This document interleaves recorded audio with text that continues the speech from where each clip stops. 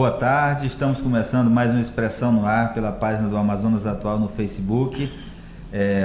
Nesta quarta-feira, vamos falar de 3 assuntos aqui que são quentes, né, na política local e nacional. Primeiro, a prisão do presidente Luiz Inácio Lula da Silva. Na verdade, não é a prisão ainda, é a condenação pelo juiz Sérgio Moro a 9 anos e 6 meses de prisão, uma decisão que saiu na manhã desta quarta-feira, ou início da tarde desta quarta-feira, considerando o horário local, o horário de Curitiba. Temos também Davi Almeida, que dispara contra os 2 principais candidatos na eleição a governador do Amazonas, Eduardo Braga e Amazonino Mendes, e a reforma trabalhista também. Nós vamos comentar um pouquinho sobre a votação da reforma trabalhista no Senado, a aprovação definitiva desta reforma, que depois de sancionada pelo presidente vai 180 dias para ela começar a ter efeito, não é isso, Kleber? Exatamente, deve então, somente ano que vem mesmo, Valmir. A gente começa pela prisão do presidente, Kleber. Isso, o ex-presidente Lula foi condenado pelo juiz Sérgio Moro a 9 anos e meio de prisão, né? Numa sentença que é a primeira dos 3 processos que ele responde na justiça, né? Há mais 2, um ainda no âmbito da Lava Jato e outra na Justiça Estadual de São Paulo. Exato. Então, essa prisão foi por corrupção e lavagem de dinheiro. É um processo relacionado àquela história do triplex, né? Lá em o Lula, nos depoimentos ao juiz Sérgio Moro, disse que o triplex não era dele, que não tem documentos que comprovem que o imóvel é dele, e que o dono da OAS, que disse que o imóvel seria do Lula, não teria como transferir, segundo a defesa do presidente, mas o juiz Sérgio Moro não acatou os argumentos, não acatou os argumentos da defesa e condenou o presidente aí a 9 anos e 6 meses. Claro, ainda cabe recurso da decisão, né? Certamente vão recorrer e o Lula vai ser julgado então na segunda instância pelo TRF, né? Tribunal Regional Federal, em Porto Alegre, a sede do tribunal, que engloba ali os estados de Paraná, Santa Catarina e Rio Grande do Sul. A sede fica no Rio Grande do Sul, né? Então, esse Tribunal Regional Federal, ele leva de cerca de 1 ano e meio para julgar os processos que vêm da primeira instância. Esse deve ser o prazo, só então é que o Lula poderia ser preso depois de condenado na segunda instância, é isso? Exatamente. Até lá não haverá prisão, certamente. O ex-presidente, inclusive, já havia declarado, Valmir, que ele já esperava essa condenação, né? Para ele não foi nenhuma surpresa. Agora é uma condenação assim de anos de prisão que não serão realmente efetivadas, né? É uma sentença que o Lula dificilmente vai realmente para a cadeia. Pois é, mas é isso, a prisão não ocorre agora. Ele foi condenado a 9 anos e 6 meses de prisão, mas ainda deve aí passar pelo menos 1 ano e meio nesse processo, esperando o julgamento do recurso em segunda instância. Isso porque o Supremo Tribunal Federal decidiu no ano passado que um réu só pode ser condenado, só pode ser preso, né? Preso depois de condenado por um colegiado. Isso, né? Exatamente. Então, tem isso. O nosso segundo assunto é a reforma trabalhista, que foi ontem, né? A votação da reforma foi ontem. E o que nós queremos comentar aqui é a votação dos parlamentares do Amazonas. Eduardo Braga e Vanessa Graziotin votaram contra o governo. Esses votos não são surpresas, né? A Vanessa Graziotin marcou posição desde o início contra a reforma trabalhista. O Eduardo Braga, ali no meio da discussão, depois da votação na Câmara, ele começou a se posicionar também contrário a alguns pontos da reforma e por isso votou contra, né? E o senador Omar Aziz, que era dúvida, ele inclusive do governo, né? Dúvida no Palácio do Planalto, ele era contabilizado como um voto indeciso ainda até o dia da votação e acabou votando com o governo a favor da reforma trabalhista, né? Isso teve uma repercussão muito grande nas redes sociais. Claro, teve gente apoiando o voto do senador, apoiando o senador pelo voto, e teve gente criticando esse voto pela reforma, porque é uma reforma que tem aí até uma torcida, né? Muitos torciam que a reforma fosse aprovada, outros eram contra a reforma, principalmente a classe trabalhadora, os sindicatos, né? A Justiça do Trabalho, o Ministério Público do Trabalho, todos eram contra a reforma trabalhista, mas tinha aí a classe empresarial como um todo que era favorável e que esperava aí que essa reforma fosse aprovada, e comemorou, né? Comemorou na noite de ontem essa votação no Senado. A reforma, Valmir, ela envolve uma questão crucial, que é o que vem depois, né? Como é que vai ser essa adaptação a essas novas leis, essas novas normas?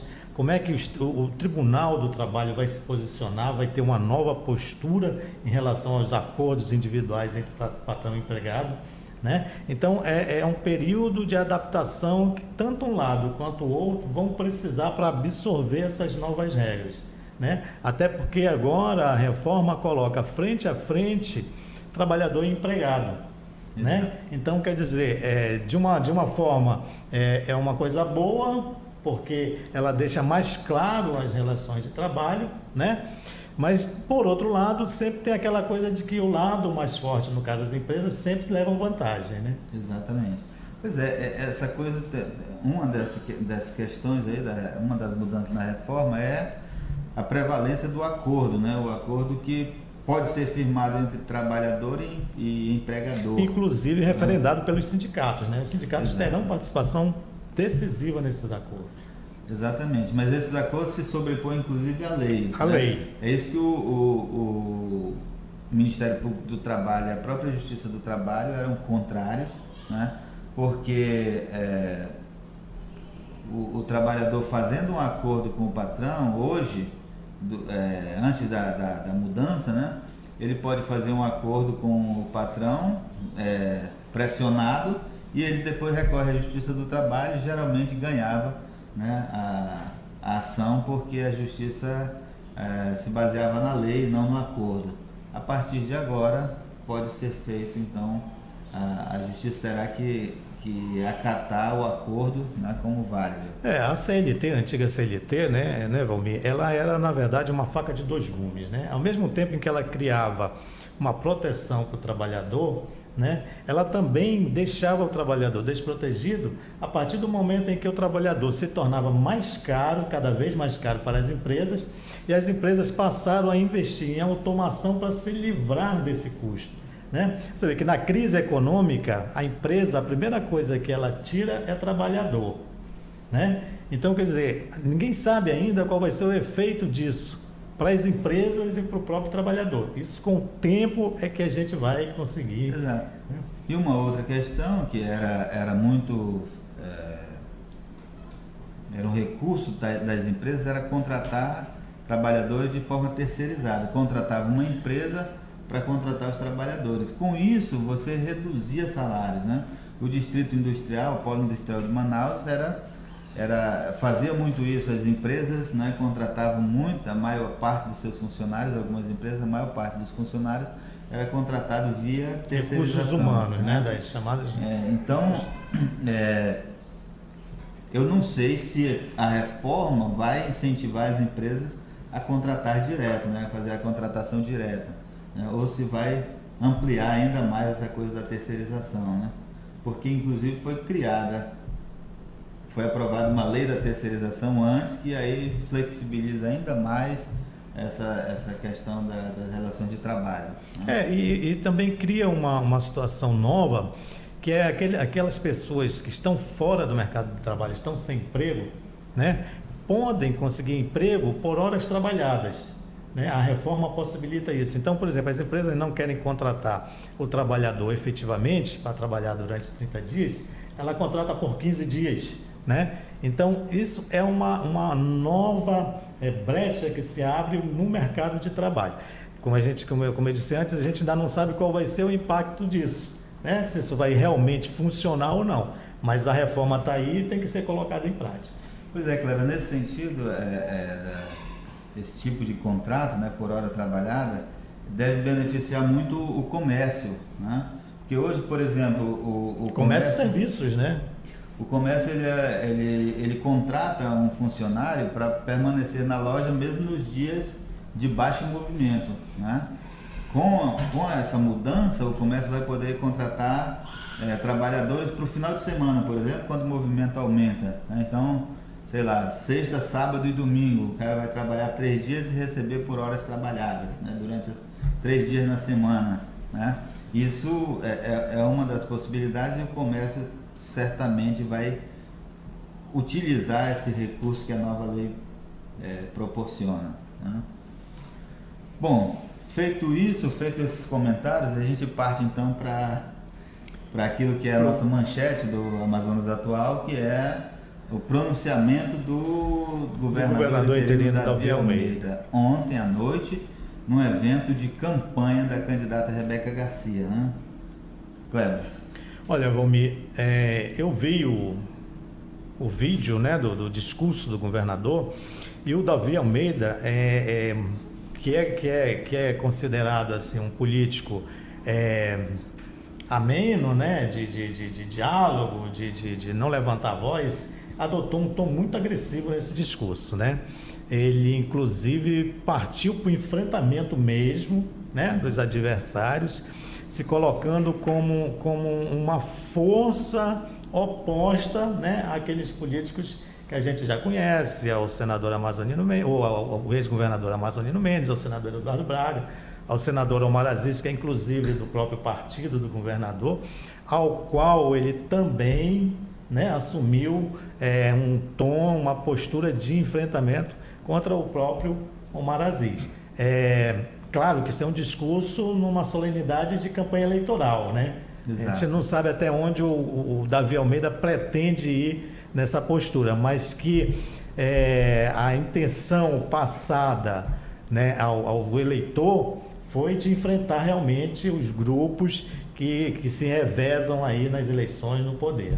Ele já tinha se manifestado em relação a isso, que não ia apoiar nem A nem B, né, na campanha eleitoral, numa entrevista coletiva lá onde ele anunciou investimentos para o interior do estado, para convênios com os municípios, que eram convênios que já estavam pré-acertados no governo Melo, e que o Davi colocou isso em prática na entrevista coletiva em que anunciou esses investimentos. Ele já falou lá, porque foi questionado sobre como se comportaria durante a eleição, e ele disse naquela ocasião, antes do apoio à candidata Rebeca Garcia, que não ia apoiar nem criador nem criatura, né? Naquela ocasião ele se referia a Eduardo Braga e a Amazonino Mendes, mas agora ele subiu o tom realmente e disse essa frase, que é a frase que dá título à nossa matéria: me ajudem a libertar o estado do Amazonas dessa gente. Dessa gente, né? Exatamente. Então, faz ali um apelo ao eleitor que estava ali diante dele, né, no evento, e faz uma crítica muito dura tanto ao Amazonino quanto ao Eduardo Braga, né, porque, segundo ele, não fizeram aquilo que deveria ser feito pelo Estado quando foram governador. Eduardo Braga, só para lembrar, foi governador 2 vezes, né, de 2003 a 2006, foi reeleito em 2006, ficou até 2010, quando saiu para ser candidato ao Senado. E o Amazonino já foi governador por 3 vezes, né, no estado do Amazonas, e agora tenta aí nessa eleição ser governador pelo 4º mandato, né, pela 4ª vez. E o Davi Almeida, então, na minha opinião, começa com esse discurso, começa verdadeiramente a campanha, né? A gente vai ver aqui como é que os adversários vão responder a isso. Mas curioso é o seguinte, esse discurso ele não nasce gratuitamente, né? Ele nasce depois de uma conversa que o Davi Almeida teve com o senador Eduardo Braga no domingo, né? Os jornais trataram isso até como um encontro secreto que todo mundo divulgou, né? Um encontro secreto do Davi Almeida com Eduardo Braga, né? Eles tiveram esse encontro, e no encontro o Eduardo Braga pediu que Davi se afastasse da campanha, né, e ficasse numa posição de neutralidade nessa campanha eleitoral por ser o governador. O jornal A Crítica, inclusive, divulgou que Braga teria pedido que ele atuasse como magistrado na campanha eleitoral, né? E o Davi Almeida negou esse pedido, né? Negou esse pedido a Eduardo Braga, e a gente já viu aí como é que as coisas funcionam, né? Depois de negar o pedido, ele fez o discurso. Hoje o Diário do Amazonas já sai com uma matéria aí batendo forte no Davi Almeida por conta de um pagamento feito ao sogro do vice na chapa de Rebeca Garcia, Abdala Frache, né?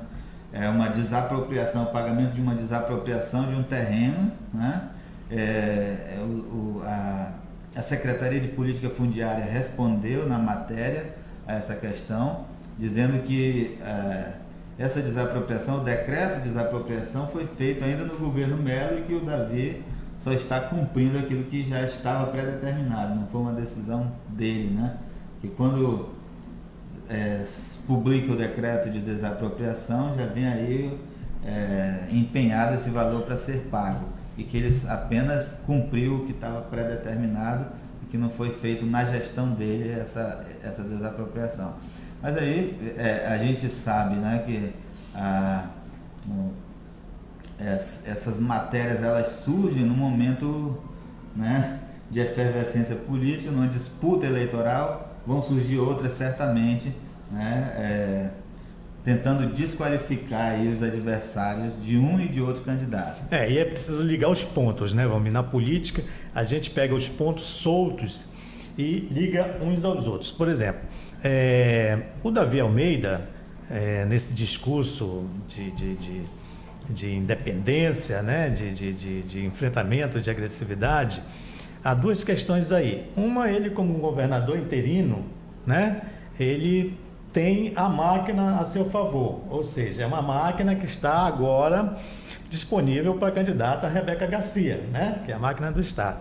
E o vice, que é o presidente interino da Assembleia Legislativa, o Abdala Frache, é outra máquina, né? Então a Rebeca Garcia tem aí a força do Executivo e do Legislativo a seu favor, né? Então, quer dizer, o Davi Almeida tem, para fazer esse discurso, né, uma sustentação política, né, das máquinas públicas muito forte, né? Então ele pode sair, pode encarar Amazonino e Eduardo Braga nesse tom que ele adotou no discurso de campanha da Rebeca. Além disso, Kleber, é preciso que se diga, né, que a Rebeca Garcia é uma candidata que preocupa muito os outros candidatos. Preocupa porque nas pesquisas eleitorais divulgadas, a primeira pesquisa divulgada por 2 institutos, ela aparece bem ali em terceiro lugar, mas um dos institutos que fez simulação de segundo turno, ela aparecia batendo tanto no Braga quanto no Amazonino numa simulação de segundo turno. Então, não é uma candidata a ser desprezada, né? A ser ignorada, né? Então, quando o governador do estado decide apoiar essa candidata e fazer um discurso contra os adversários, né, para tentar desqualificar também os adversários, ele está atuando ali para ir mesmo para a disputa, para o enfrentamento, né, nas urnas, pensando num segundo turno certamente. Além disso, além do discurso contra o Braga e Amazonino, ele não poupou o presidente do seu partido, né, o senador Omar Aziz. Lembrou que não foi candidato porque não teve o apoio do partido e, inclusive, disse que o partido tem dono, né? Ele tratou o Omar como o dono do partido que não deixou ele se candidatar. Inclusive, Valmir, a frase que ele disse na íntegra é que ele não foi infiel, né, ao partido, e nem o partido foi infiel com ele. Quem foi infiel foi o dono do partido, se referindo diretamente ao senador Omar Aziz, que decidiu apoiar o ex-governador Amazonino Mendes nessa campanha aí, a eleição suplementar. Quem foi infiel comigo foi o meu partido, ou melhor, o partido não, o dono do partido, né? Ele que foi infiel, disse o Davi Almeida durante o discurso ontem à noite. Então, é esse o tom aí da campanha, parece que foi dado pelo Davi, a gente vai ver como é que isso vai repercutir a partir daqui na campanha eleitoral, né? A gente fica por aqui com Expressão no Ar e agradece a sua audiência. Voltamos amanhã. Muito Até obrigado. lá.